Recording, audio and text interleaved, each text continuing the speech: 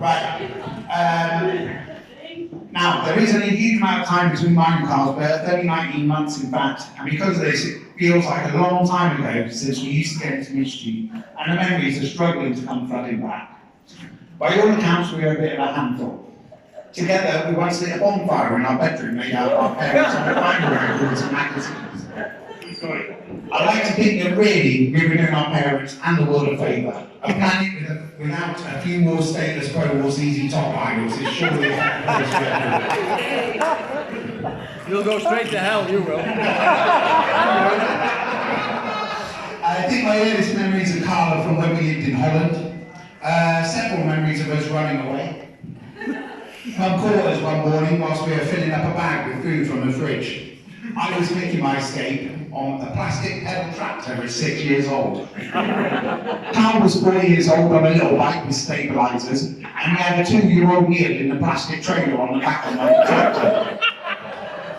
Mum asked what we were doing very nonchalantly. We told her, and she listened, nodded in confirmation, and then very nonchalantly told us to make sure we locked the door behind us.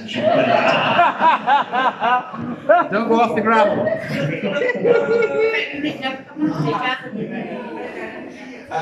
In Holland, there was a girl called Joanna that lived next door to us. She used to let us play mummies and daddies with her. It's the first time I saw Joanna. I won't tell you what was involved with that thing. We don't have a vagina. But we really enjoyed playing it. So much so that at night, one evening, we snuck out of our house and carried our table football desk into their garden. Put it under the bedroom window and put on the washing light pole to try and shimmy up to knock on the window to wake her up. Inevitably, the ball went through the table, and in our blind panic, we just left the evidence of our perversity for ours and our parents. Now, Carl has always been a special boy, regardless of if he thinks he's mum's favourite or not. And when I say special, I don't mean like special needs, like a disabled man getting rugby tackled after he'd been kicked out of the strip club after asking the barman for 4 drinks and something else that wasn't available on the menu. I actually mean special, like unique. When we lived in South Yorkshire, Carl called me into his room on a couple of occasions to exhibit his distinctive take on intelligence. You see, we used to have plastic toy planes, and Carl peeled a sticker off and showed me how he could stuff it up his nose and get it out of his mouth. He jammed this rolled up sticker up his nose, packing it up as far as he could with his finger, and then proceeded to inhale through his nose and make it flat on the unearthly sound of his throat as he then spat the sticker back out. He managed to show me twice before inevitably losing the sticker on the 3rd attempt. Another time, he had a plate, knife, bread, butter, and jam on the side of his bed, and showed me how we could make toast by turning the bread out. Licking it and sticking it to the 61 pole inside of that side table.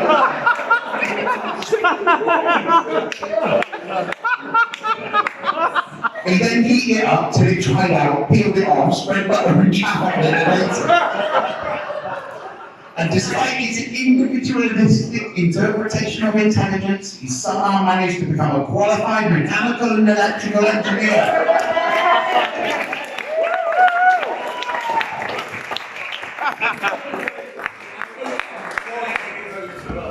The mailbag all those people are Honda and Amazon for, but I know what they don't. That this mechanical and electrical engineer won't try to make hot milk by putting it in the kettle.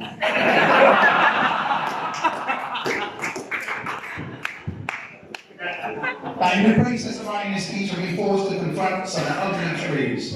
The fact is that mine and Carl's early relationship was prone to several bouts of extreme violence.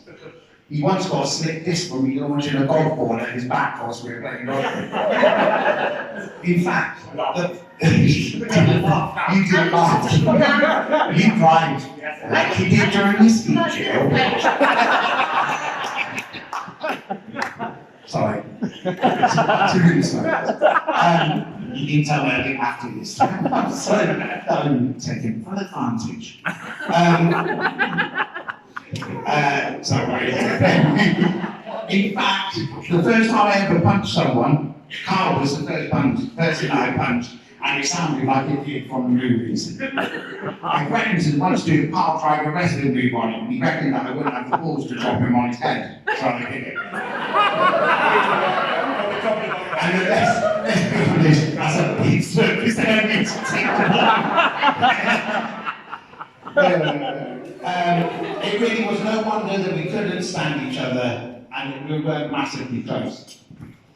For 5 months of the year, from March, when both Simon and I had our birthdays, then mine and Simon's combined age would be the same as me and Carl's combined age.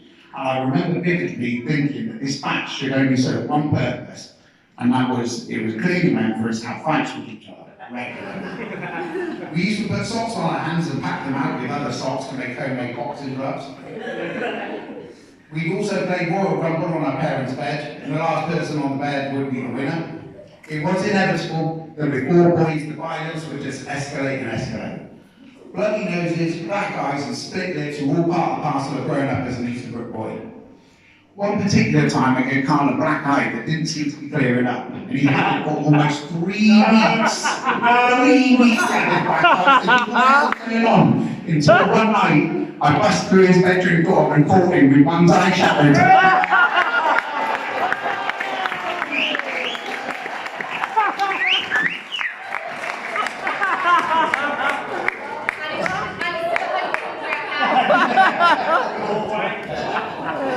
I'd like to think that all the aggression and violence was a necessary step for you on your path to today.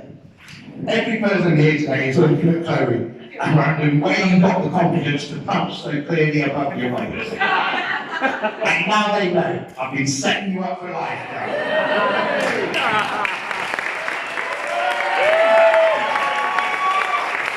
You're selfless, Wayne. Selfless. Carl has 2 wonderful children, Hunter Rose and Daxton. I cried when Carl told me that Chloe was pregnant with Hunter Rose. Do you remember that day? I know. You hate me in the I never told Carl the real reason why I cried then. It was just out of relief. It was taking him so long, I was getting concerned that I was going to have a sit-down chat with my 34-year-old brother about how the birds and the bees. Fortunately, it never came to that. I was finally confident that he cracked it when they told me that Chloe was pregnant, but that was until we drove up to the Lake District to scatter our grandmother's ashes, and Carl thought that Sheffield was next to Manchester. And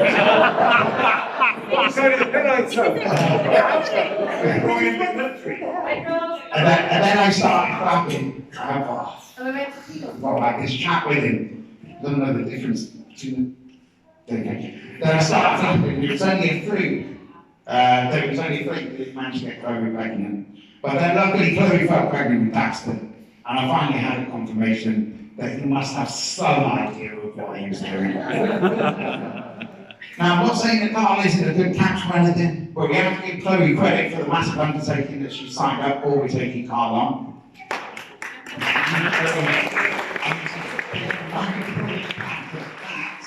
I think that, I don't want that in my words.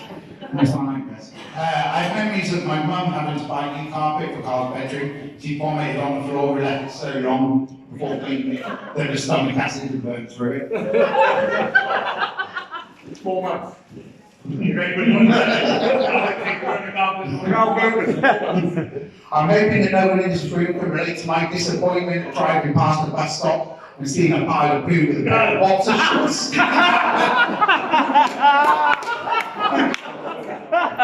Only a few days earlier, my brother told me that he got caught short whilst driving to Oxford and had to pull over and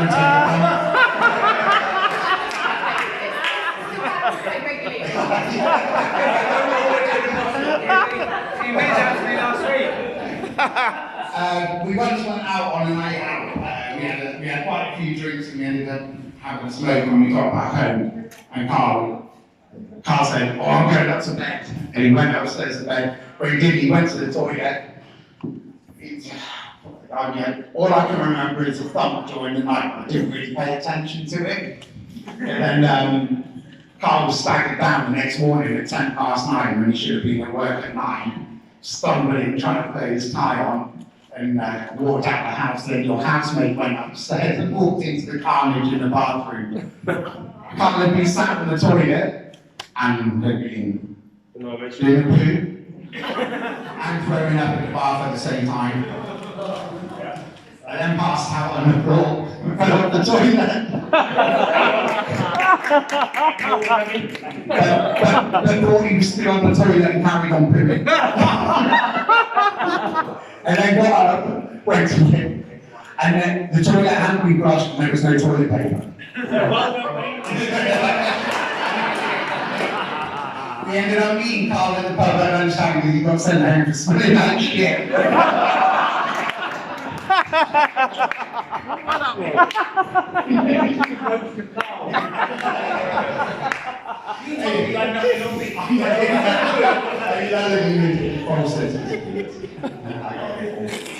Anyway, despite all of these negative tendencies, not once have I ever not been able to rely on Carl. Whether it's getting stuck into fights, giving up time with friends to come pick up his older brother from the other side of the country, or sleeping in my bed whilst I was grounded so that I could sneak out of the house during the night to lose my virginity. Hey! There you go. He has always been supportive, encouraging and protective. And that doesn't just make him a great brother and friend, but it's what will make him a great husband and father. And just like my brothers and I have been blessed to have him in our lives, Chloe will have him there now to great church also. I'm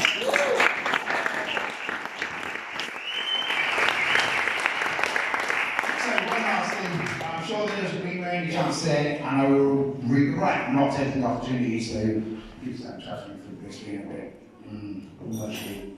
I want to thank my wife and sisters-in-law and a potential sister-in-law for making me proud to be a part of this family. As boys wouldn't be the men that be able to stay without you all and the impact that you have had on our lives. It swells my heart thinking of how happy you each made my brothers and I.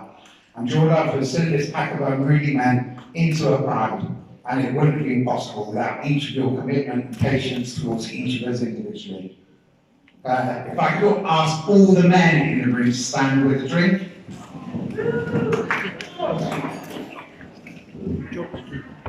To all those women, from mothers and grandmothers, aunts and uncles, aunts and sisters, wives and girlfriends, for suffering those years of stupidity and frustration to make us men at least halfway respectful. Cheers. Cheers. Lucky guy. Thank you, Wayne. And now if everyone else could stand with the men, if everyone could stand.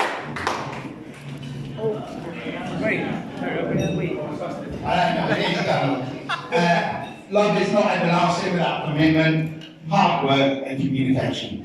We've all witnessed the promises that you have both made to each other today. A promise to work and fight for each other. A promise to be the best person you can be for each other. It's not always easy, but each of us here that have come to celebrate those promises with you will always offer and support our support and guidance if it's ever needed. So, here's to a lifetime of commitment and compromise that will encourage your love to shine eternally. Mr. and Mrs. Easterbrook.